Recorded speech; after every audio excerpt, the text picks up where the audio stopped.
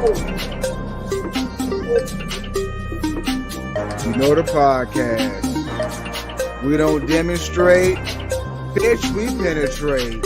We diving deep, y'all. The diving instructor and the splash specialist back at you once again. Let's go. We about to go deep on ya and deep into some real topics, baby.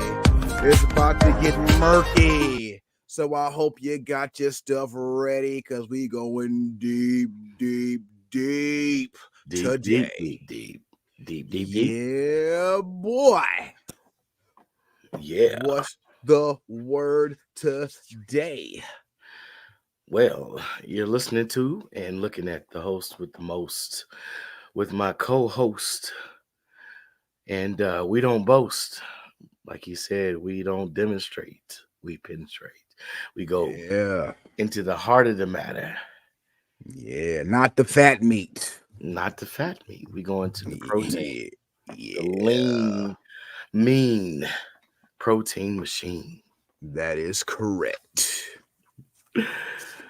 Welcome back, y'all. This is another episode of Deeper Dives Dialogue Unlimited Podcast. Word. Yeah. I see you brought your broadcasting voice instead of your podcasting voice today, but it's all the same. It all carries well. Indeed, it does. Indeed, it does, y'all. Whoa. We got a topic for discussion today. It might branch off, but we'll see where it leads. Thanks for joining us. Like, share, subscribe, join the community, our locals community. You know, we could use your support. This is deep again, and my bad, I done clicked on the wrong thing.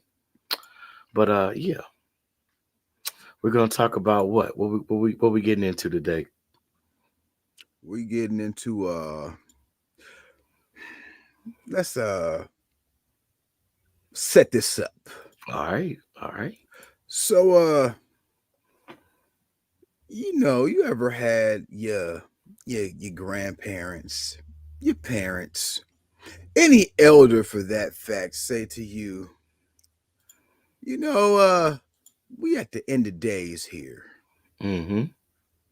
Yeah, I've heard that a few times too. I mean, you know what I'm saying, back in my younger youth. Mm-hmm. You know what I'm saying? And when you heard that term, what did you resonate when you heard that? Or what did you think it meant? End of days to me meant the end of time. Yeah, like the world coming to an end type World, stuff. You know what I'm saying? Apocalypse.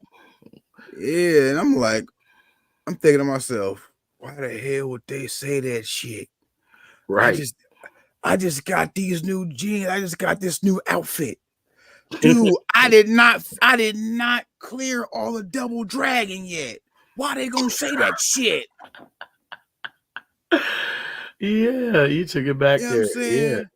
I just got this chick to finally start liking me, and they gonna say this shit. Yeah. No. You know what I'm saying? But as you see, we still here. Yeah, just got my new Huffy or Schwinn. Got the privileges to ride my bike from the hood to the mall. I just got off punishment. And they're gonna say this got shit. My phone privileges back. That 3 part. girls calling. That part. You know. That part right there. That part. Finally got a triple fat goose. Or a starter jacket. Word. Just got my sneaker game right. Word. I finally got a chance to go to the skate connection on a consecutive basis. Man, listen. Sunday nights. Just got my 24K herringbone. You know what I'm saying? Yeah, buddy. Yeah. And then they're going to hit me with this. Mess your that. whole mind up. Whole world just blown away. Like, what? Bruh. And then every storm that happened, every major news event, it was like, see, this is the prophecy. The end of time. The end of days. This is the last day. You know what?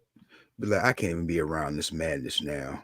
Look, you get the real religious folks. They tell you the last and evil day. I'm like, the days are evil, And what do they say? Hey, go read Revelations. man.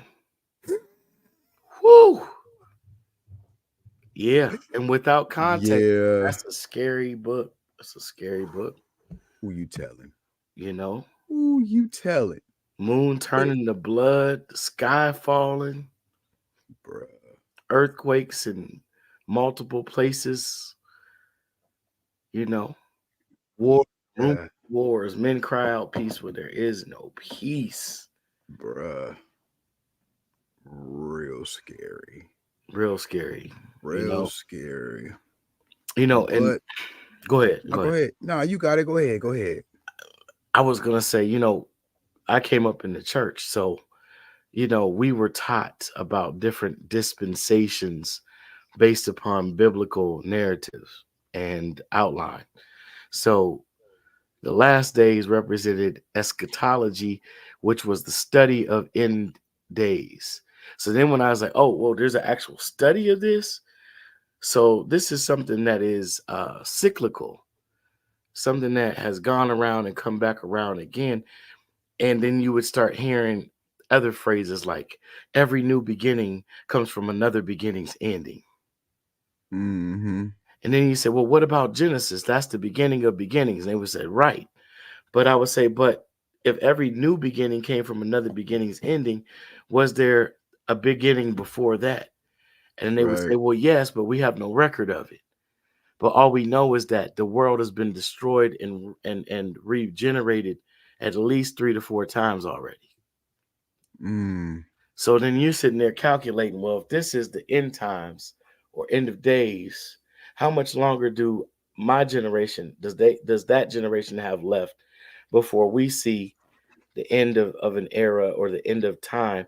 Not realizing that every single decade, every uh advancement in technologically speaking, every repositioning of political strategists and parties, we're seeing new age after new age within one lifetime.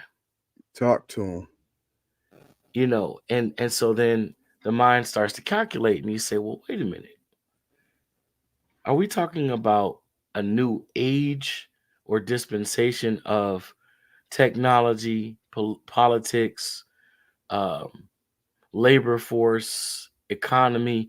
All these terms start to lose not relevance, but they start to take on, I should say, not lose, but they start to take on, new meaning based upon your position in society and, of course, maturity and age.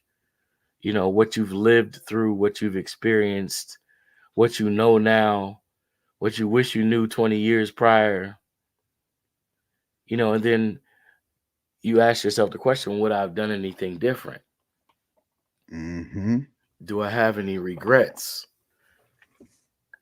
You know,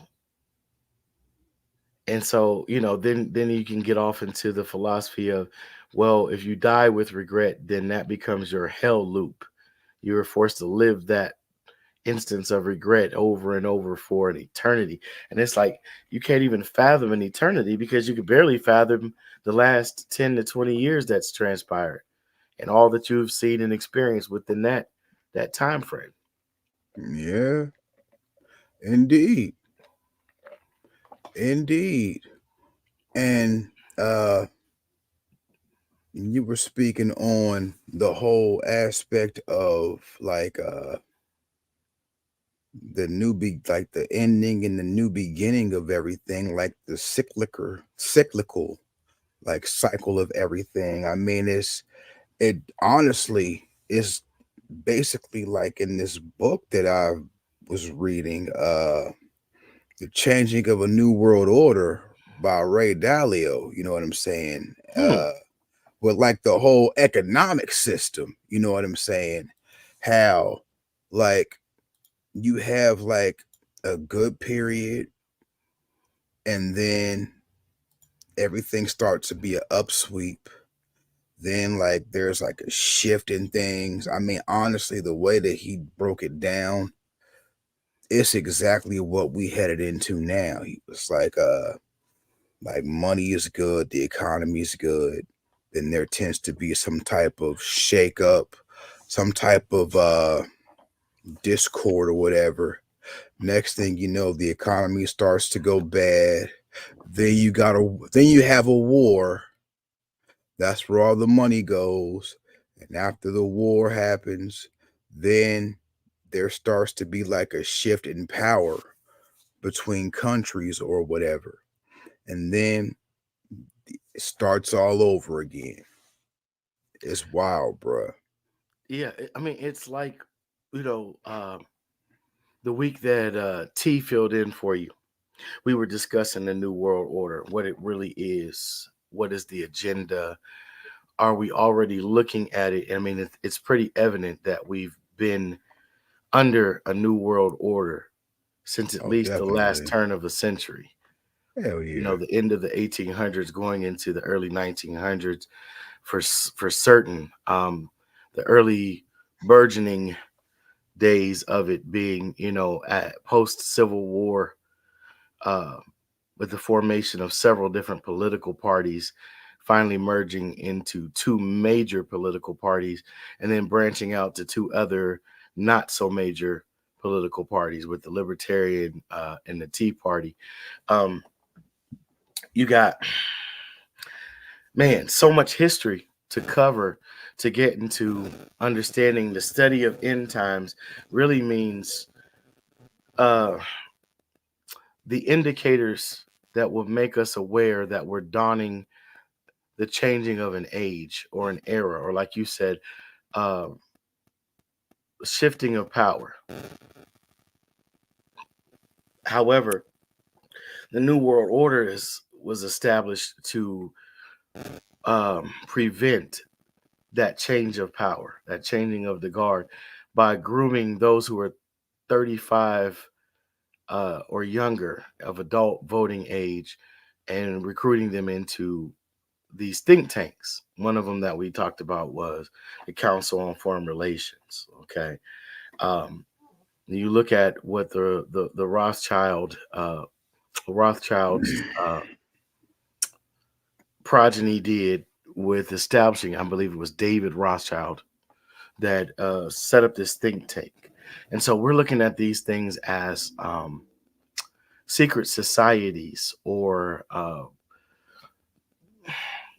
elite clubs, but what they are is they're think tanks. You know, when you go back in ancient Greece, you had schools of thought, and those schools of thought were named after, and they were given an individual name that would be misleading to the fact that they were more than likely a group of thinkers that would practice group think. And within that group think, they would come up with egregores, which is another name for a composite deity that takes on its characteristics, authority, power, and worship by the group thinkers, the ones that think it into being. And they add more and more to its capabilities, personifications, personality type, if you will, in order to build upon the legend or myth of this deity or entity.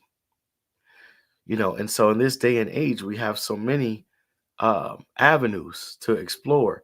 And, with the creation of social media and establishment of social media platforms, you have people talking about a bit of everything. And, a lot of the information that's being discussed and shared is old. When I say old, I mean these conspiracies have already been proven and released for public consumption, even though they're not public topics or hadn't been public topics of discussion in mainstream media. There have been people who have been sharing this information for a good 40, 50 years or longer.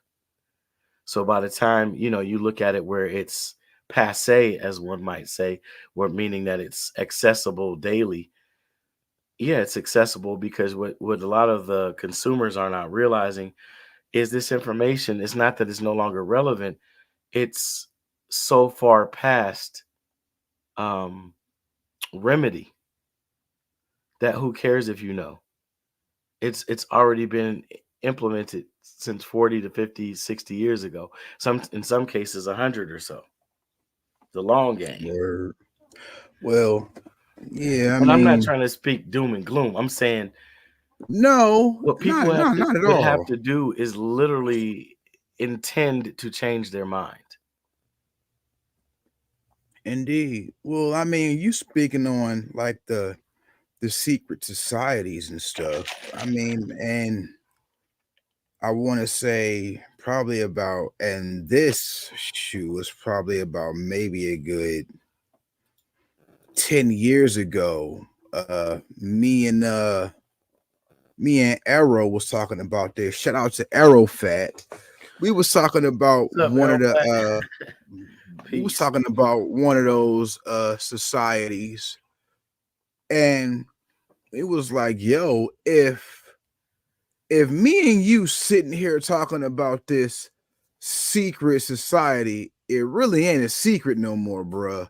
They done moved on to something else that we ain't even thought of as of right now. You know what I'm saying? So if we talking about this secret society that's so secret, it ain't a secret no more. You know what I'm saying? So And yeah, it's you truth exactly right about that. truth be told, they were never secret. They were known, they were chartered. A lot of them are incorporated, and all of this is public information. Um, Hmm. the thing is, secret doubles for the word sacred. There are societies which discuss and disseminate sacred information that were held. This information was held by the ruling classes of every civilization, and they were held within their priesthood. I was watching the clip and I decided to share this clip on my Facebook. It was Jordan Maxwell. Shout out to Jordan Maxwell.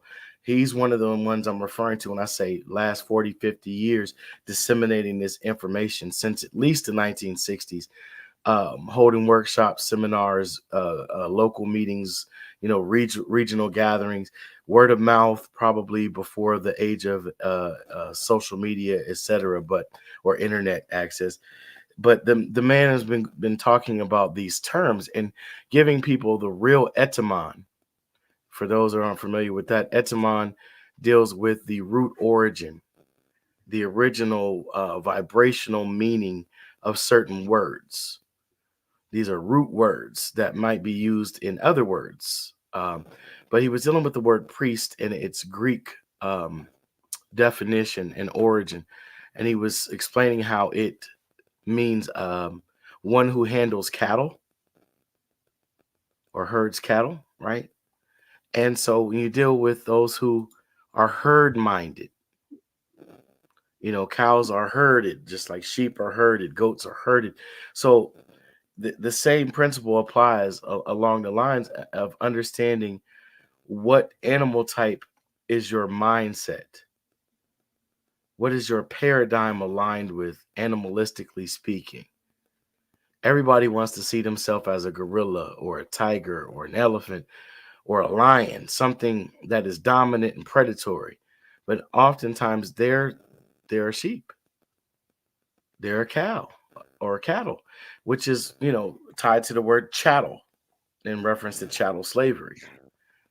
So we have people in these houses of worship, service, is what worship means.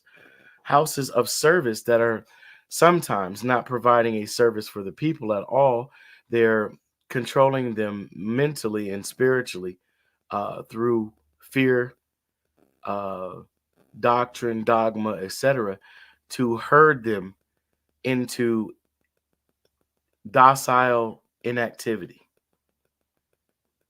It's Hmm. funny how you see in these places the largest cases of obesity, depression, anxiety, and several other disorders. And I'm not trying to pick on the so-called household of faith at all, because you could look at some other religions and see the similarities. But when people ask the question, how did we get here? How did America become so unhealthy, and then it's crazy because one of the causes for that, in my opinion, is now showing the great falling away that was predicted in their Bible, because people are no longer satisfied with, I'll take my heaven tomorrow, or I'll have my joy in the afterlife, you know. And now it's like you've done all this damage to your body. You've lived in this condition for so long. You A lot of folks don't trust the medical industry, which they shouldn't. But rather than look at even the wisdom or sacred knowledge in their own collection of books, because the Bible is not a book, and I'm so tired of hearing whoever, I'm not going to pick on any individuals or groups, referring to the good book. It's not a good book. It's a library bound under two covers, and that idea was developed by a man named Jacob von Liebsfeld. If you want to do the research, you could do that on your own time. But he was the one that came with the bright idea to combine the Novum Testamentum, or New Testament, with the Old Testament texts in the Torah, and bind them under one uh, cover, giving the illusion of a book, but it contains several different books by several different authors and covers several different topics of discussion, understanding, and interest. So, anyway, I've been rambling on, man. So, what do you think? What time period do you think we're in now? Hold up. Before you go any further, talking about the church and the obesity and not blaming medicine or not believing in medicine for all of that. You really can't. It ain't just the medicine, bro. I mean, you can't just say you don't believe in medicine. I mean, I understand where you're coming from, but at the same time, dog, you gotta blame it on that building fund where they ain't made no building yet. You gotta blame it on all them rib and fish dinners that they be having at the church Oh, afterwards.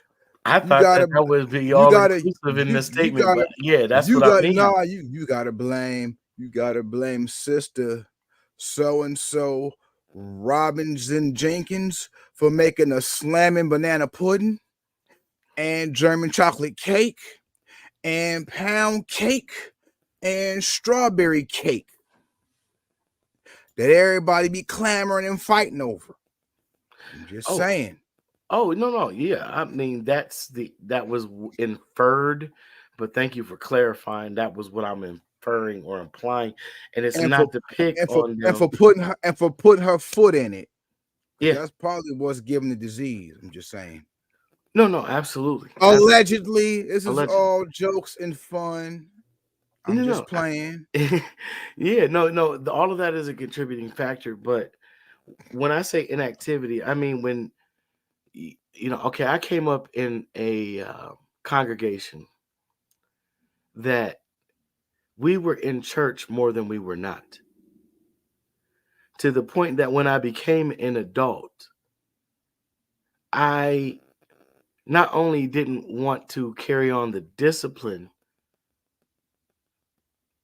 I did not want to see the place in any way, shape, or form anywhere else, even unless I felt like going. And then it was like a struggle sometimes, because you see a lot of people that are doing things successfully because of the community of the gathering within the building. And as you get more mature, you start to see things with a different eye. You realize that they're networking. A lot of them avoided drinking the Kool-Aid, even on Communion Friday or Communion Sunday, depending on your denomination. And they only went for the fellowship and camaraderie of other human beings trying to do something positive with their existence and seeking a greater outcome in life. And there's nothing wrong with that to me, Oh, indeed, indeed. right? But when you have like rules, that are steeped within tradition. You can't wear this. You can't go here. You can't participate in these said activities that might actually bring about physical health.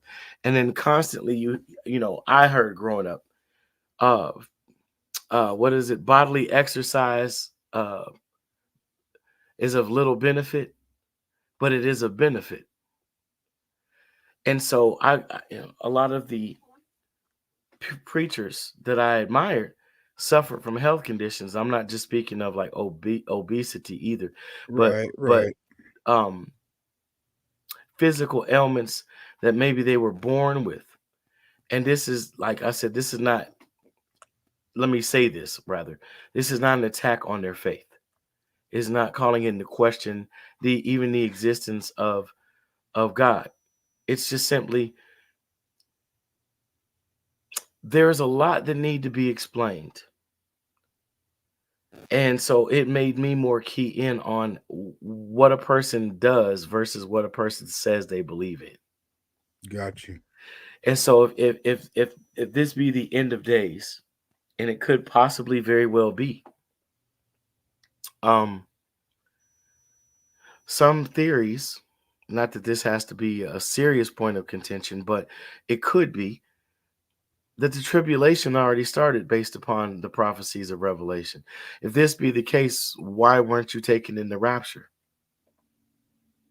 I'm not once again calling into question the existence of God or the specific God that you say you pray to or believe in, but why weren't you caught up? Why wasn't I caught up? See, as a child, I had dreams of the end of days. And I'm gonna share something very personal, and I really don't care about the scrutiny or judgment because I've finally grown to the point where I really don't care what people think about what I think or believe or know. Um, as Baba Gregory said, my truth don't have to be validated by your ignorance. You called me now. No, a little humor there, but seriously though, um,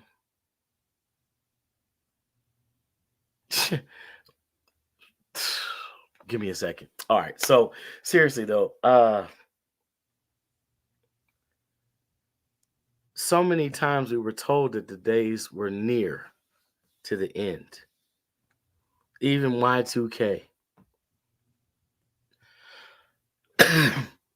We had someone in the music community, very big name, superstar, one of the greatest musicians of all time, no doubt, no question, no matter what genre is your favorite.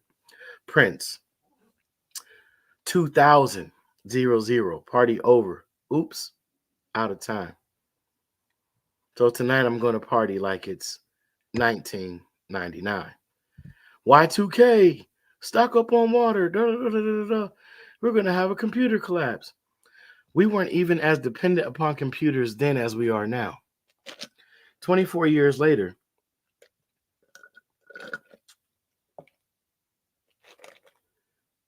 I'm just saying, like, we have people working to create an expected end, and we have people believing and expecting a specific end, and neither of their plans seem to be coming into full fruition.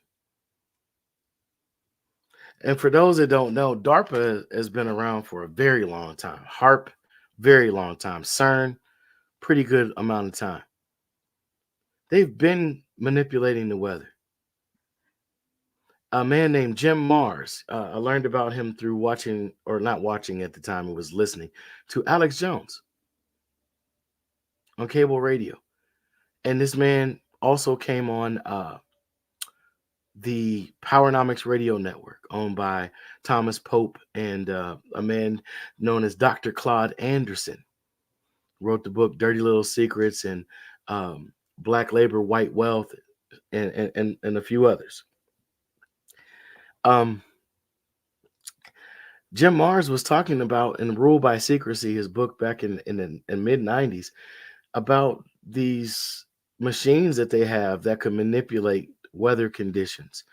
or even bring about or generate, I don't like to use the word create, weather conditions that could be combined with natural weather fronts or systems to create calamities. And people would, back when I would try to share that information in the 90s with people, they would say, that just sounds impossible. That sounds crazy. And I said, okay, do you know anything about the Army Corps of Engineers? Don't they have underwater welders? Don't they have people who know how to drill and assemble things under the ocean on the floor? As long as the pressure systems are not too strong to where they can actually be under there long periods of time to actually do this work. And they're like, what are you getting at? Well, you've been in a wave pool. Remember Geauga Lake? Mm-hmm. The Six wave. Flags? There you go. Mm-hmm. A The magnet. wave. A magnet. You attach a magnet grid on certain portions of the ocean floor, a tsunami, a tidal wave, even a storm. It's nothing. It's nothing to cause that.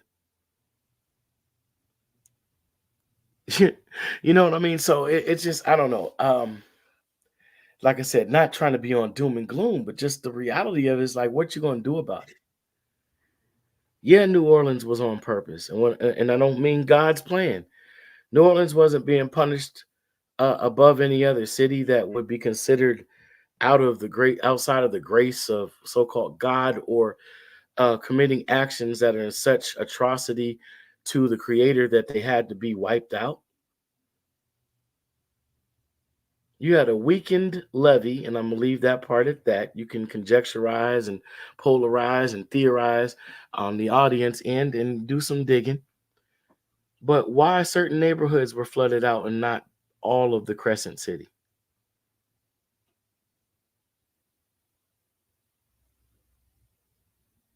Why was Houston flooded within a matter of hours when they were told they had 3 days to get out? And then what they described was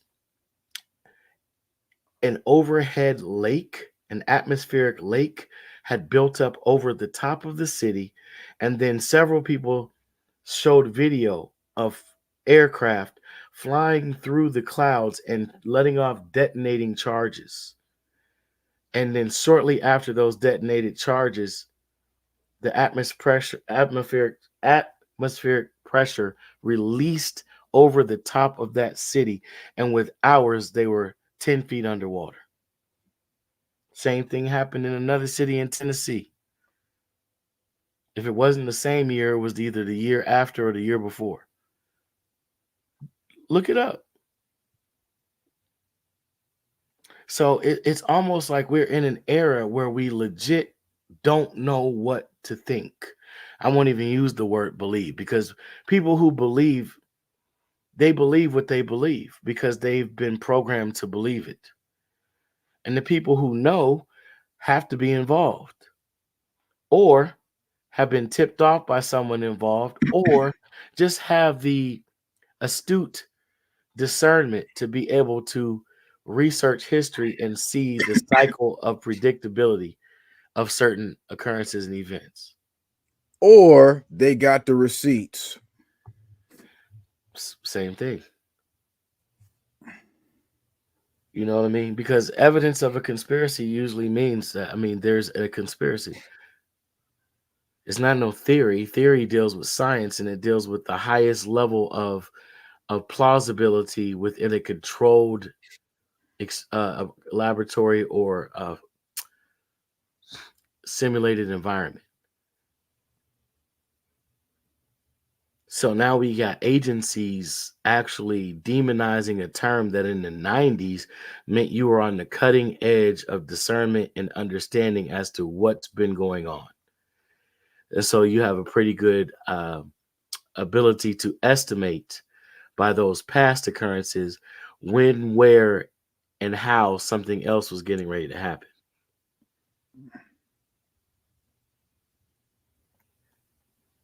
So what Bob Marley say, how long will you kill our prophets while you stand aside and look?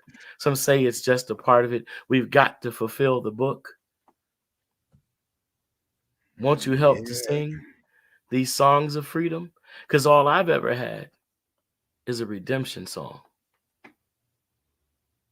Yo, that was a good movie. I can't even front. I haven't even seen the movie, but I'm such a big Bob Marley follower. You know, No, I mean I rock with him too, but my daughter wanted to go see that movie for her birthday, and we went to go check it out. It's a good movie. oh yeah, I've heard, but I have not once again seen it. Um, Book of Clarence was a great movie. I gotta Um, check that out. I gotta check that out still. yeah, that's one that'll make you scratch your head a little bit and think like, whoa. For those of you, who haven't seen it, don't listen to the critics. It's not sacrilegious at all. It's completely um, hypothetical. It's not implying any historicity at all, but it just makes you think like, what if you haven't really been told the whole story or the true story? Or what if you could be a part of the story and not have seen yourself as part of the story? But anyhow, yeah, Bob Marley, um, super powerful, um, super loving. Ultimately, at the end of the day, folks, what I got to say is that love is the only thing that's real. Love and the Holy Spirit. I don't care what faith you practice. If you don't find a version of the Holy Spirit that you can connect with within that practice, I would encourage you to walk away from it. I don't care what you call it. I don't care what continent it came from.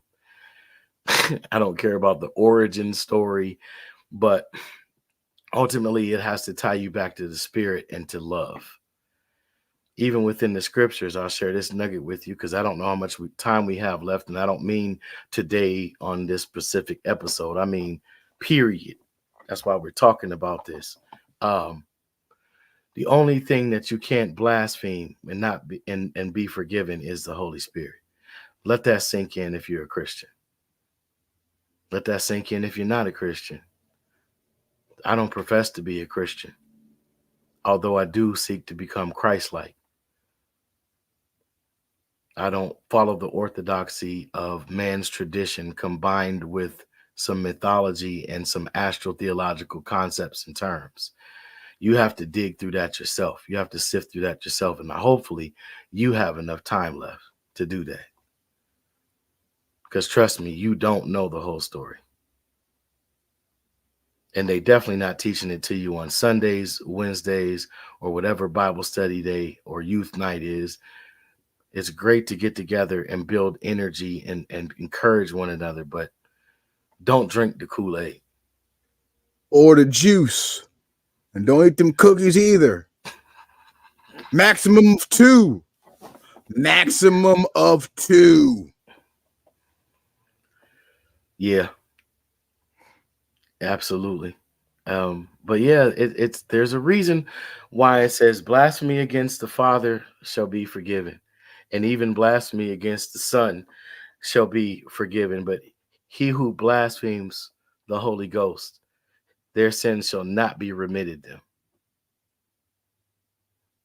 And then do a little deep dive on sin. Sin is not an action or an inaction. Sin is an actual entity.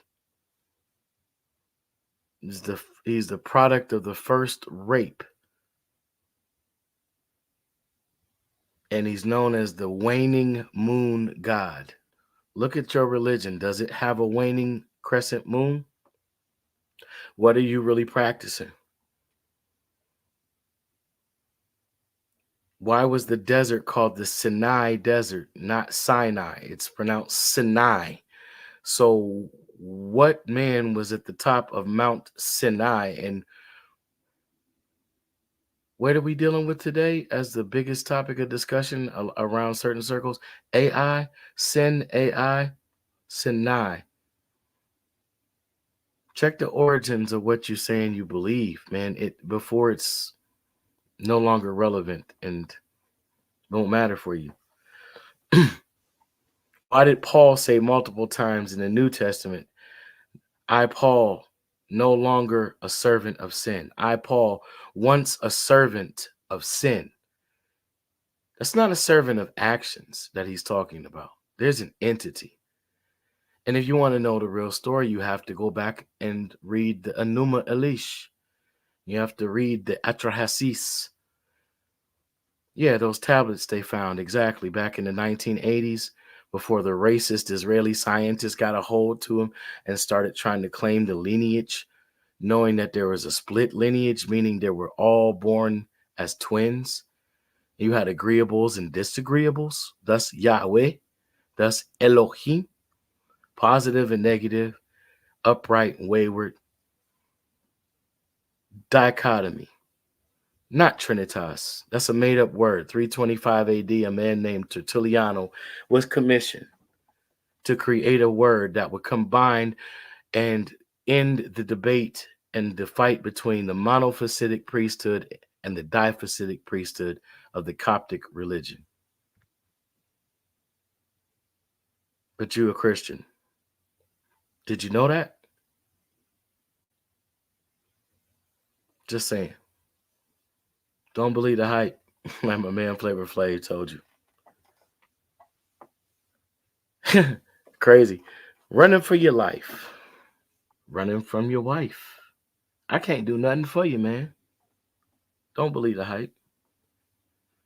That's what you're going to find when you run to your church when the walls start crumbling down. Like the dream I had at 7. When the baptismal pool is no longer open, who are you going to call upon? When there's no food on the grocery store shelves. When people around you are sick and even sick enough to eat human flesh to survive, what are you going to do? Who are you going to call? And don't say Ghostbusters, because that's not funny. Bruh, I was thinking of that, but in Mr. White Folks' voice from Pimps Up, Hoes Down. Yeah. And that voice.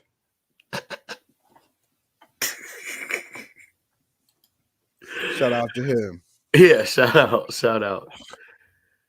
Yeah, man. Anything else you want to go into, brother, within this subject matter? I mean, shoot. He went on, I mean, kind of covered things, but I mean, you can go from the, and we went from the age of industry to the age of technology. I mean, we can cover that a little bit more.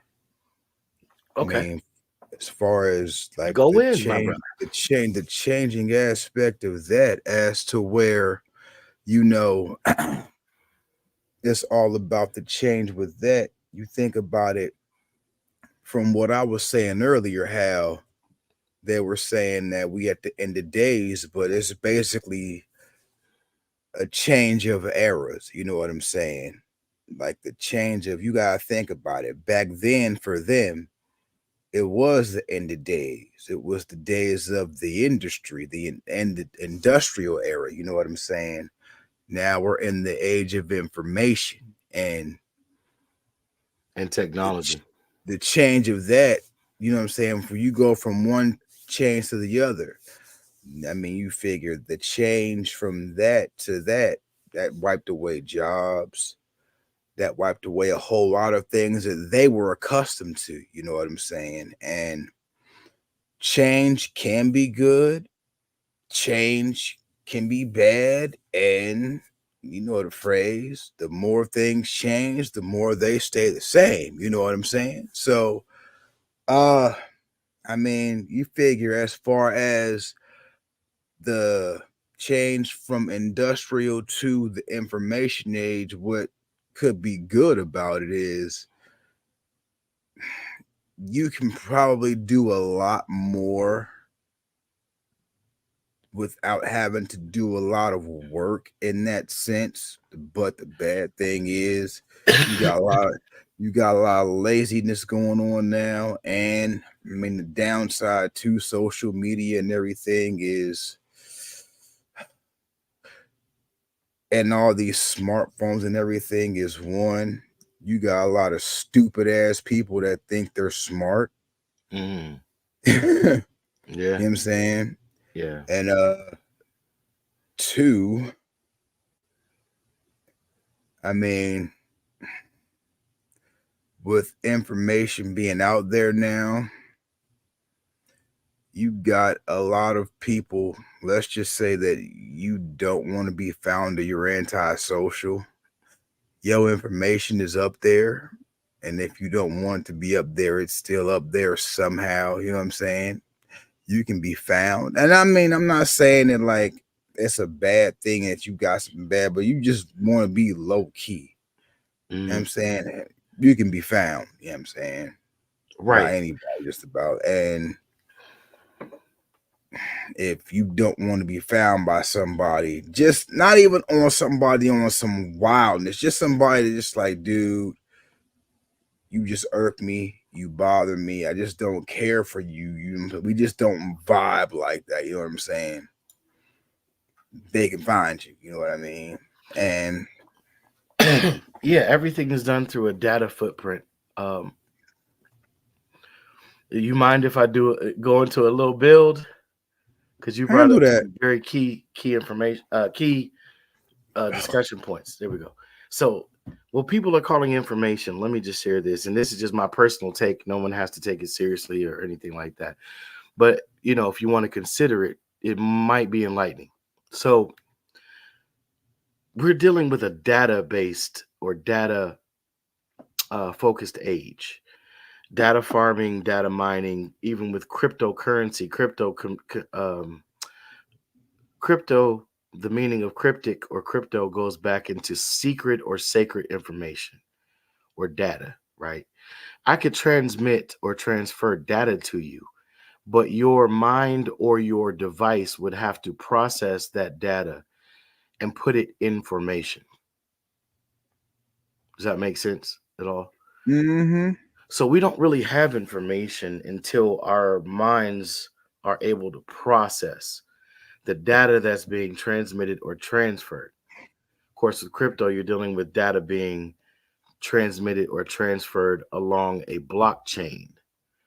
And I'm not a crypto expert, so I'm not going to go any further into that, but I do understand certain aspects of that trade and what's actually going on or taking place. So they've already moved us into what they would refer to as a metaverse or a virtual world. So if you put together Lawnmower Man with the Ghost in the Machine and several other Hollywood movies that were showing us, where you're going to have this data footprint. The only way to go off grid, I think, is what you were kind of speaking of, Yeah, is to relinquish your entire identity. basically. And it's basically will come down to how willing are you to separate yourself from the AI, from the blockchain, from the data imprint zone. Um, Okay, but yeah, but check this out. You probably still can't because if you think about that, there's cameras everywhere. Once again, though, with deepfake technology and AI, that means nothing if you really think about it. I'm talking about like public cameras, like Yes, street lights and same stuff. thing. So I know people who've beaten traffic cases because they really can't prove that that was them in the car. And they know that even under the legal stipulations of the terms within their agreement to have said surveillance. See, we give up But privacy, but because of the advancement of technology, like King Hussein of Jordan, I've said this over and over, so forgive me for being repetitive. I have very much difficulty in believing video footage from a country with technology that can cause Forrest Gump to be able to shake hands with John F. Kennedy. I feel you, but you just said a very key point. We give up privacy. Mhm. That's kind of a choice. You give up your privacy. You know what I'm saying? Now, if you willing to go off the grid so much with all these cameras and stuff that you kind of do some stuff that you kind of put yourself in a contradictory position Yeah, to give up your privacy. right. Now I get what you say, like with the facial recognition and all that stuff. But let's say you take it to the furthest extreme and go full out butt ass naked. How you gonna that piss was digital. Yeah. But you get what I'm saying though, right? Like Yeah, I get what you're ultimately saying. video footage of me doing anything is not proof that I actually did that. Oh, no doubt. No Because doubt. you have technology that can make it look like I did it that's so skillful, so complicated or complex. No doubt. I mean, essentially you could blame anybody for anything, and you know what I mean? Mm-hmm. And some of us think about that and some of us don't because they would like totally just like tie up your day with worry, right? But ultimately though, it's still not proof. It's not really viable evidence. But of course, there are some who would present a very strong argument to the opposite or the opposed viewpoint. And respect that as well. But ultimately, it goes back to this. Those who would sacrifice essential liberties for a little safety deserve neither liberty nor safety. That is the mindset of the power elite. I want to say it was a quote by Abraham Lincoln. No, not Lincoln. Was it Jefferson? I don't know, y'all. Look it up, but it's an interesting quote to go with many others. Uh, a Lincoln quote: "To sin by silence when they should protest makes cowards of men." So when you don't speak up, when you see somebody else being taken through the ringer and it's not right, you can rest assured your turn is coming real soon. And just like that person had nobody to stand along with them, you'll be in that same position. You know what I'm saying? And we're in those times. People talk about, oh, the people are sick of this, they're sick of that. But the polls show, and I'm talking about opinion, public opinion, that people are, like Cat Williams said in his interview with Joe Rogan, the people are more apt to have more government and more authority or rule of power than not. So you would be surprised the person that would agree with you while still looking at your vantage point or opinion as alternative thought. Like in an ideal world, yes, that would be great. But they're not saying that to you. They're like, you right, you right. Same person that would be like, hello, officer. I'm just saying. We're in those times, y'all. We're in those times. Um, and everything is watching and listening, including your currency, if you believe that is still currency. So you're right. It's almost impossible. I'll use the word almost as double red underline, but also impossible gets a singular red underline, if you can figure that out. Almost, as the old folks, damn near. But you got to be willing to give up some things and you got to have some other things prepared before you can give up those things. So, you know what I'm saying? I know you know what I'm saying. Oh yeah. It's what the young people say. Sounds good. It's because they ain't listening hard enough. Yeah. Yep. There's a televangelist years ago, every now and again. He was a musician, also, songwriter. Name was Mike Murdoch. I caught him one night. He said, "What you're willing to walk away from determines what you're able to walk into." So try that on for a change.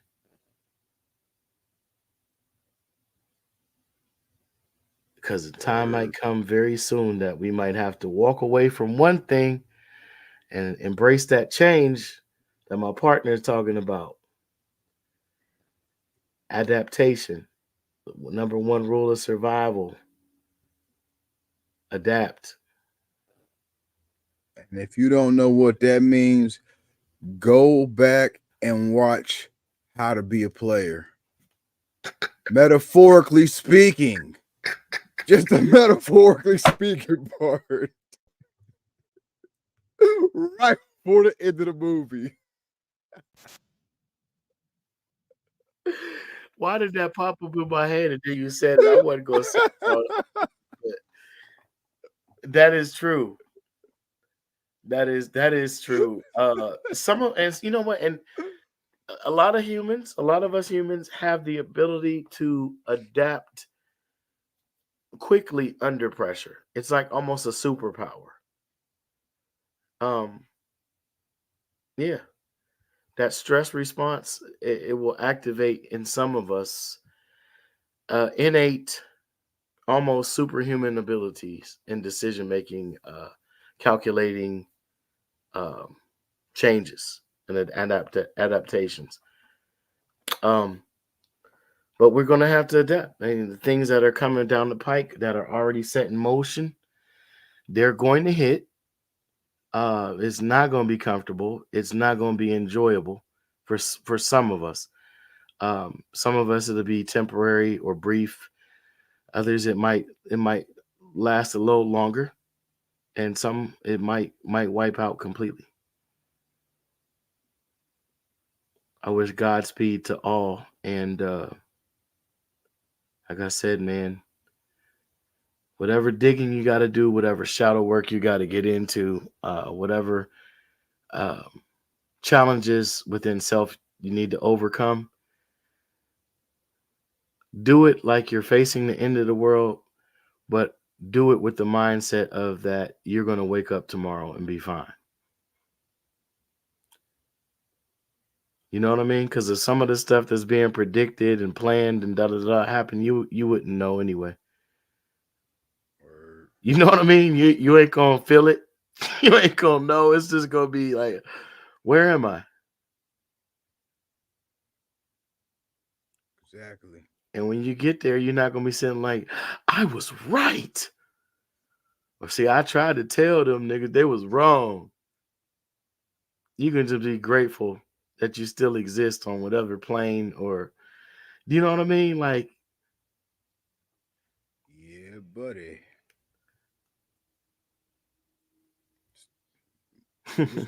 Just make sure you practice stretching your neck, mm, long neck, mm, like a giraffe.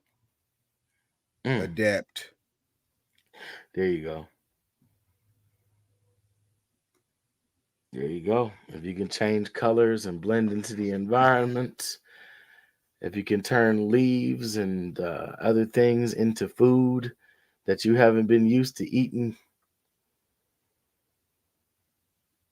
if you can adapt a rock and a V-shaped or Y-shaped stick into a hunting tool, if you don't have those things already, just prepare your minds. I mean, some of us materially, it's not going to be plausible or feasible to be completely prepared.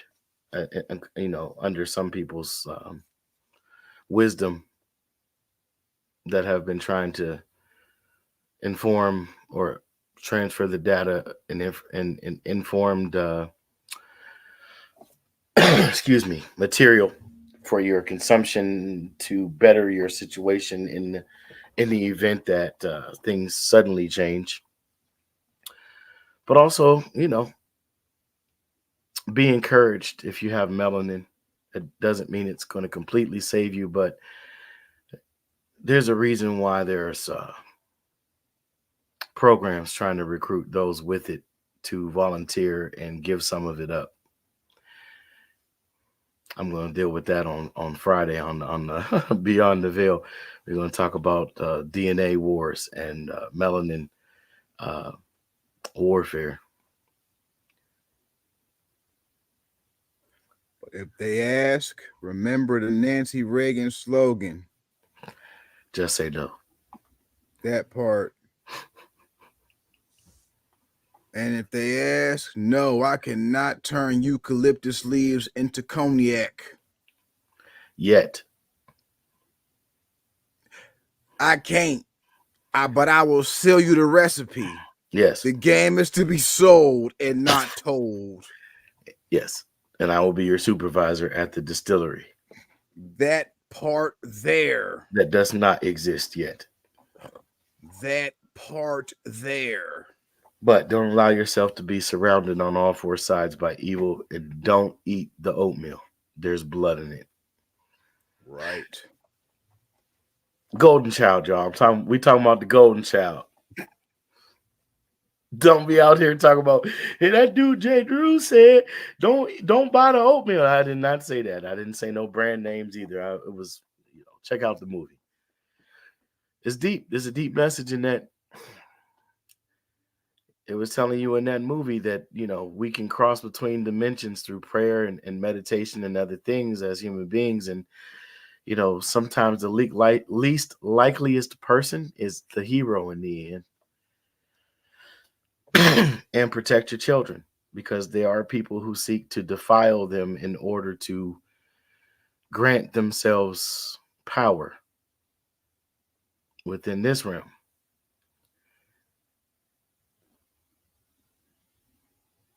Yeah. Yeah. But yeah, this has been another Deeper Dives Dialogue Unlimited podcast. I am your host, the dive instructor.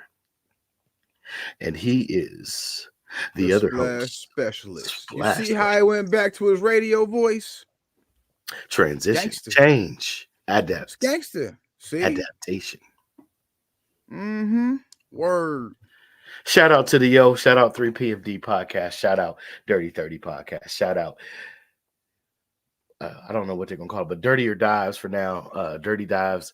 Shout out to it's gonna be we changed it now. It's gonna be called the Handsome Beatdown. Handsome Beatdown. Oh man, I like that. The Handsome Beatdown. I like that. Soy guapo. Yeah, the Handsome Beatdown. We figured that out maybe about a couple hours ago. The Handsome Beatdown, we're gonna call it. Shout out Miss Kiki. Shout out Old Painless. Shout out Old Man Ali. Shout out Ed 10. Shout out Handsome Mandela. Shout out myself, Mr. Jay.Drewz. Shout out Indeed. Beat Down Brown. Yeah, buddy. And yeah, we'll see you next week. Thanks for tuning in. Word up.